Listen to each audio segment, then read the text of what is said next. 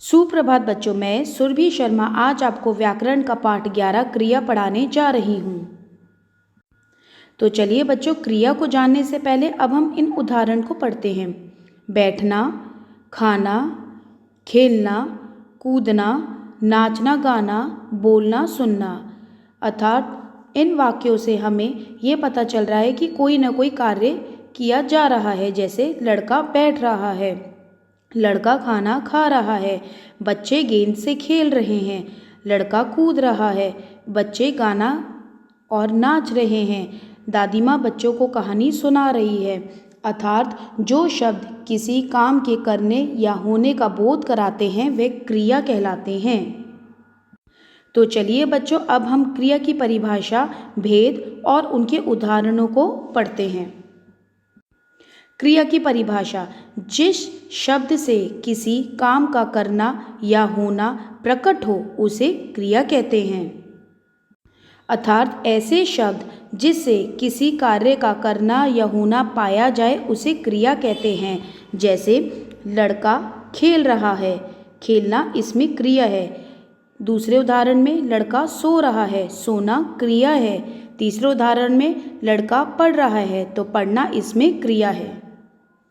कुछ और उदाहरण: राजीव अच्छा क्रिकेट खेलता है, खेलता इसमें क्रिया है।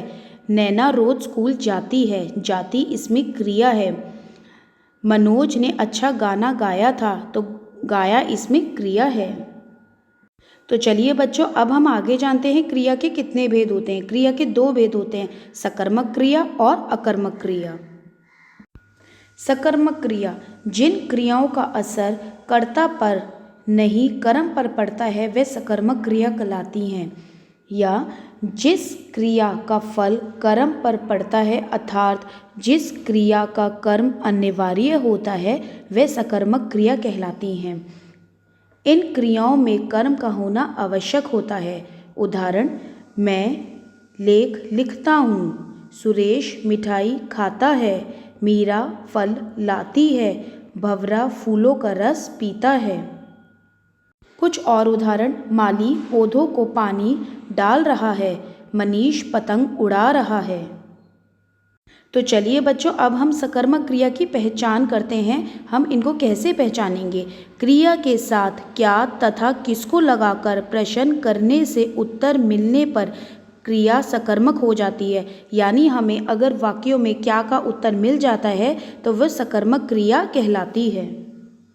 तो चलिए बच्चों, अब हम अकर्मक क्रिया को पढ़ते हैं। वे क्या होती हैं? जिन क्रियाओं का असर कर्ता पर ही पड़ता है वे अकर्मक क्रिया कहलाती हैं। या हम कह सकते हैं जिस क्रिया का फल कर्म पर ना पड़कर कर्ता पर पड़ता है वह अकर्मक क्रिया कहलाती हैं। ऐसे अकर्मक क्रियाओं को कर्म की आवश्यकता नहीं होती। तो चलिए बच्चों, अब हम अकर्मक क्रिया के कुछ उदाहरण को पढ़ते हैं। राकेश रोता है, सांप रेंगता है, बस चलती है। और कुछ अन्य उदाहरण: शेर दहाड़ता है, लड़की डर गई। तो ये सब हमारी अकर्मक क्रिया कहलाएंगी। तो चलिए बच्चों, अब हम जानते हैं अकर्मक क्रिया की क्या पहचान होती है। क्रिया के साथ क्या तथा किसको लगाकर प्रश्न करने से उत्तर ना मिलने पर अकर्मक क्रिया कहलाती है। यानी वाक्य में अगर हमें क्या का उत्तर नहीं मिल रहा है तो वो अकर्मक क्रिया वाक्य कहलाएंगे। तो चलिए अब बच्चों, हम प्रेरणार्थक क्रिया को पढ़ते हैं। वे क्या होती है? जिन वाक्यों में कर्ता स्वयं कार्य ना करके दूसरों से कार्य कराने को प्रेरित करता है वह प्रेरणार्थक क्रिया कहलाती है। या हम कह सकते हैं जिन वाक्यों में कर्ता स्वयं कार्य ना करके दूसरों को कार्य करने से प्रेरित करता है वह प्रेरणार्थक क्रिया कहलाती है। तो चलिए बच्चों, अब हम इसके कुछ उदाहरण को पढ़ते हैं। माँ ने बेटे से चाय बनवाई, सीता ने माली से पौधे लगवाए। तो बनवाई और लगवाई इसमें प्रेरणार्थक क्रिया होगी। और कुछ अन्य उदाहरण: सीता ने माली से पौधे लगवाए। तो चलिए बच्चों, अब हम संयुक्त क्रिया को पढ़ते हैं। वे क्या होती हैं? 2 या 2 से अधिक धातुओं के योग से बनी क्रियाएं संयुक्त क्रियाएं कहलाती हैं। जैसे छात्र विद्यालय में प्रवेश कर रहे हैं, तो कर रहे हैं हमारी संयुक्त क्रिया कहलाएगी। मैं तुम्हारे घर पहुंचने वाला हूँ। पहुंचने वाला हूँ हमारी संयुक्त क्रिया कहलाएगी।